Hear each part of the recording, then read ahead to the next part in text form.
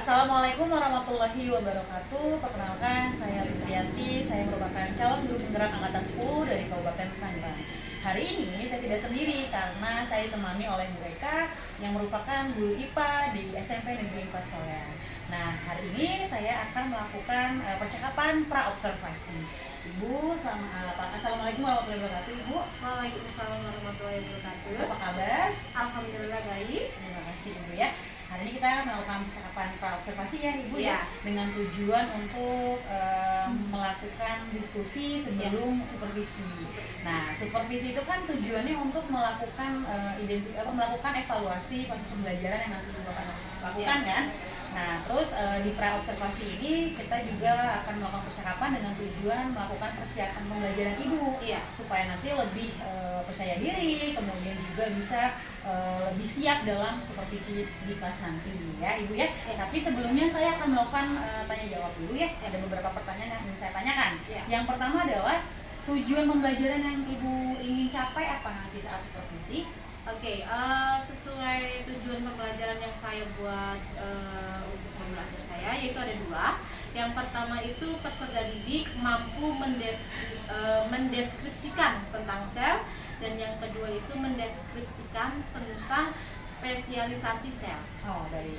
Berarti ada dua ya tujuan pembelajaran yang Ibu capai di dalam modul ajar yang Ibu buat ya. Mulai dari menjelaskan tentang sel dan mendeskripsikan dan menspesialisasikan tentang pengertian sel. Baik. Kemudian kira-kira Ibu area pengembangan yang ingin Ibu capai atau Ibu lakukan?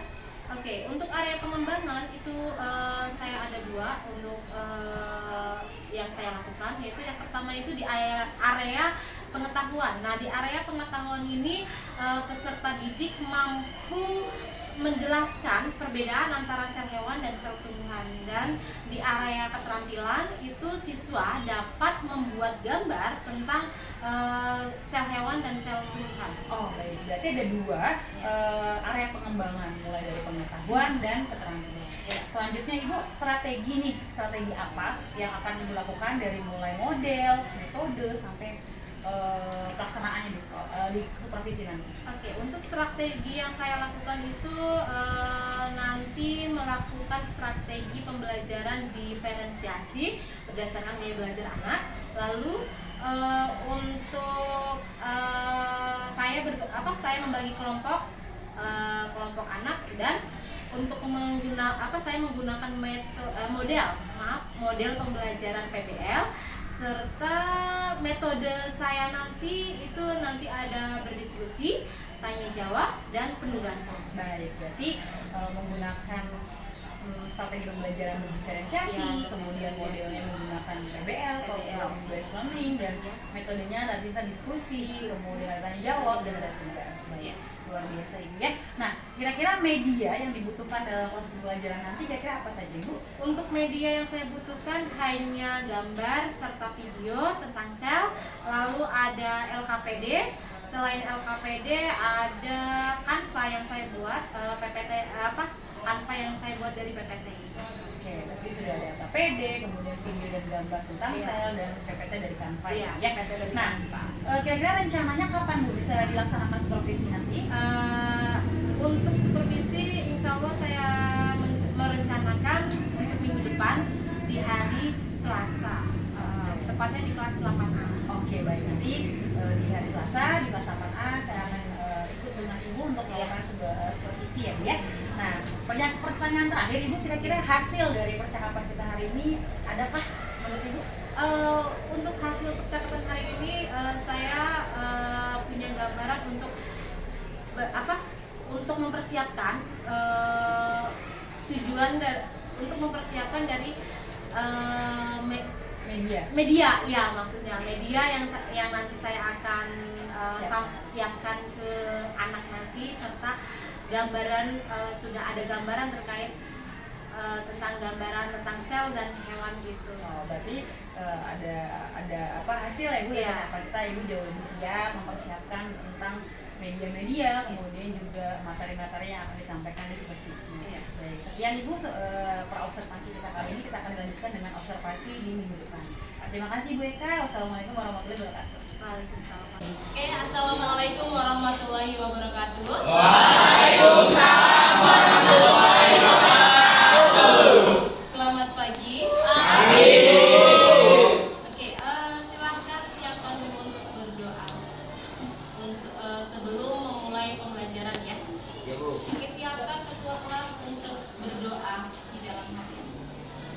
Duduk siap. Siap rapi. Sebelum belajar, mari kita berdoa menurut kepercayaan. Duduk siap. Siap rapi. Sebelum belajar, mari kita berdoa menurut kepercayaan agama masing-masing. Berdoa dimulai.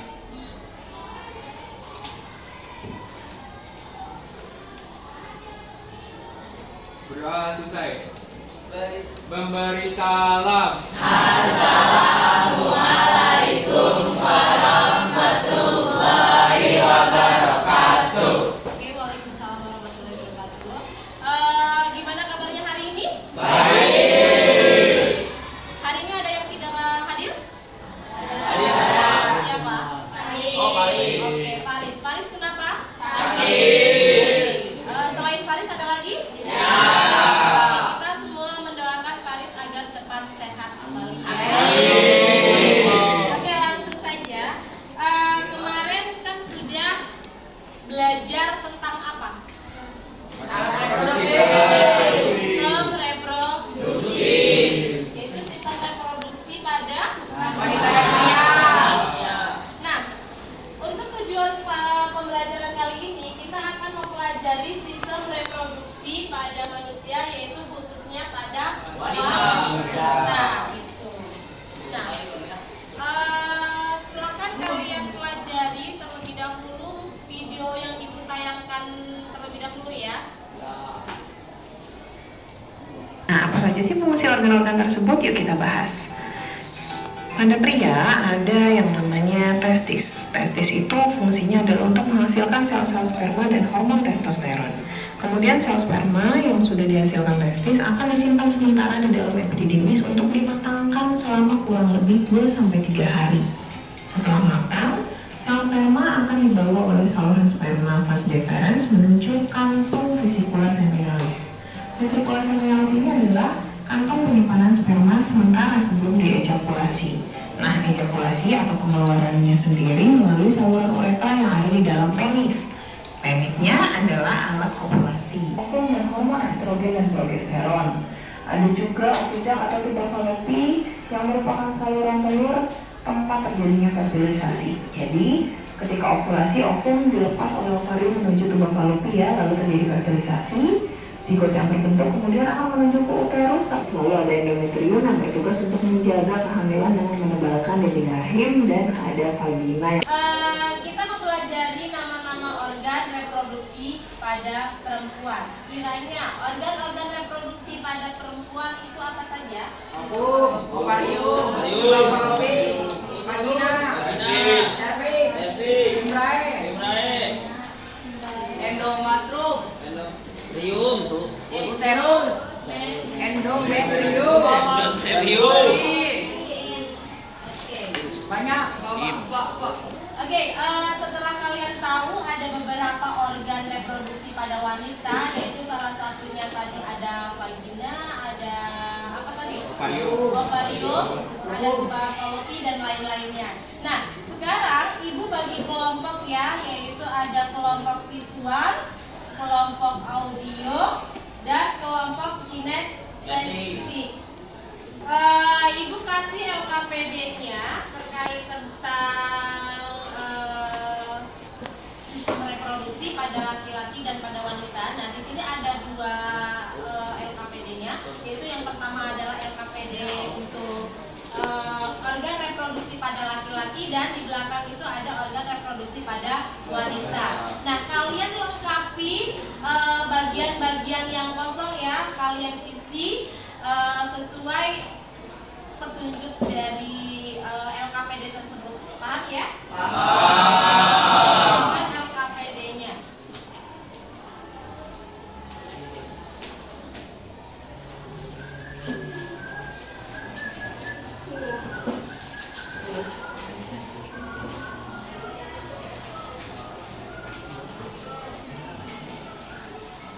Oke, setelah dikasih sesuai langkah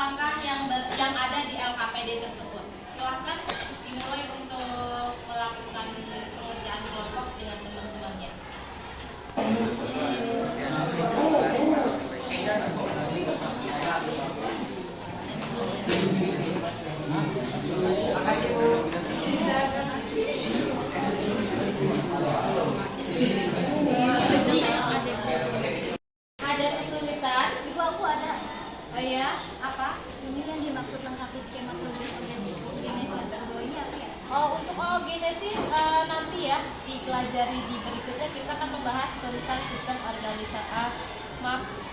organ pada reproduksi pada wanita. Nah, kalian kerjakan aja yang pada wanitanya ya. Untuk itu nanti. Sekarang waktunya untuk mempresentasikan hasil dari kelompok kalian. Silakan kelompok perwakilan dari kelompok visual untuk mempresentasikan hasil kelompoknya.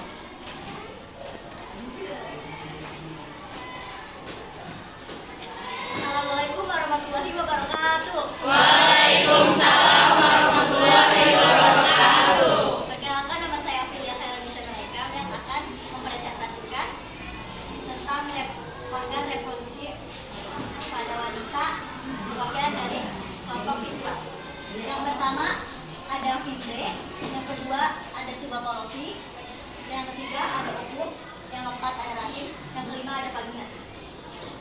Oke, kiranya ada yang ditanyakan?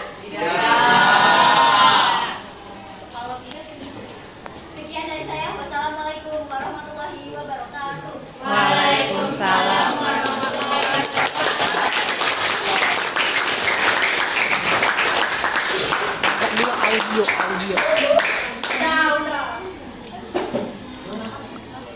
Oke, kelompok 2 dari kelompok audio silakan maju ke depan.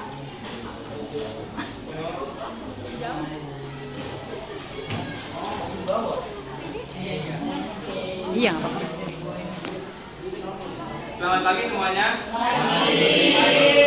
Perkenalkan, nama saya Jonathan Pascali Panjaitan, perwakilan dari kelompok audio.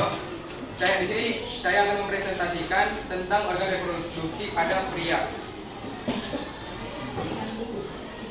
Yang pertama ada kelenjar Cowter, berfungsi untuk menghasilkan lendir dan cairan basah. Kedua ada kelenjar prostat untuk menghasilkan cairan bersifat asam. Ketiga ada kelenjar vesicula seminalis untuk menghasilkan zat-zat yang diperlukan untuk berkembangnya sperma. Keempat ada uretra sebagai tempat keluarnya sperma dan urin. Kelima ada vas deferens menghubungkan epidermis dan uretra. Yang keenam ada epidermis sebagai tempat penyimpanan sperma. Lalu ada testis untuk memproduksi sperma dan hormon. Lalu ada skrotum untuk menjaga suhu testis agar sesuai untuk produksi sperma. Lalu ada penis sebagai saluran urin. Sekian dari saya. Selamat pagi semuanya.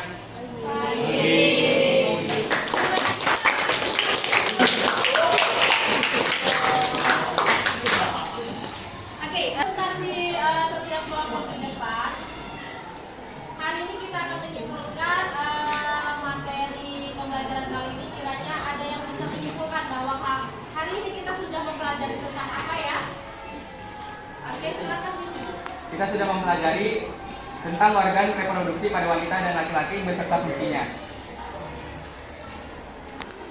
Ada lagi? Selain itu kiranya ada yang mau menambahkan? Sudah, Bu. Oke, kalau sudah sampai di sini pembelajaran dari Ibu.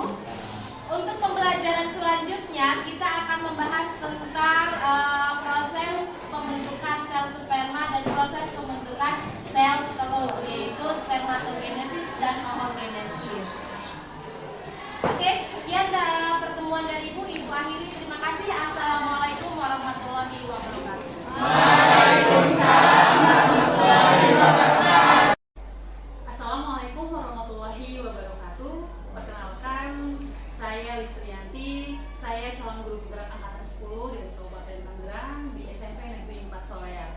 Pada kesempatan kali ini, saya akan melakukan pasca observasi, di mana dalam supervisi akademik ini adalah tahap terakhir dalam observasi. Saya kali ini bersama rekan saya. Silakan Ibu diperkenalkan diri. Perkenalkan, nama saya Eka Asbestiani SPD. Saya guru SMP Negeri 4 Solear. Saat ini saya mengajar di kelas 10. Oke, baik Ibu, terima kasih Bu Eka. Nah, kali ini kita akan melaksanakan pasca observasi ya Bu ya, di mana pasca ini kan tujuannya adalah untuk merefleksi hasil pembelajaran kemarin yang Ibu lakukan.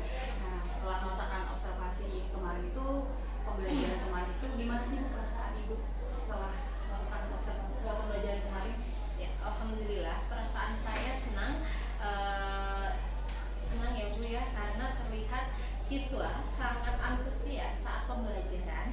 dan mereka juga sangat senang saat pembelajaran berdiferensiasi. Hari ini saja mereka masih menanyakan tentang bagaimana sih Bu pelajarannya, sama tidak nanti seperti pembelajaran yang sebelumnya. Oh, jadi alhamdulillah ya Ibu ya. Ibu senang, anak Ibu juga senang karena sudah melaksanakan pembelajaran yang diferensiasi dan anak antusias sehingga menanyakan kembali kira-kira Ibu hari ini belajar seperti kemarin tidak, seperti itu ya Ibu ya. Nah, kira-kira apakah pelaksanaan kemarin itu sesuai sudah dengan rencana yang Ibu buat?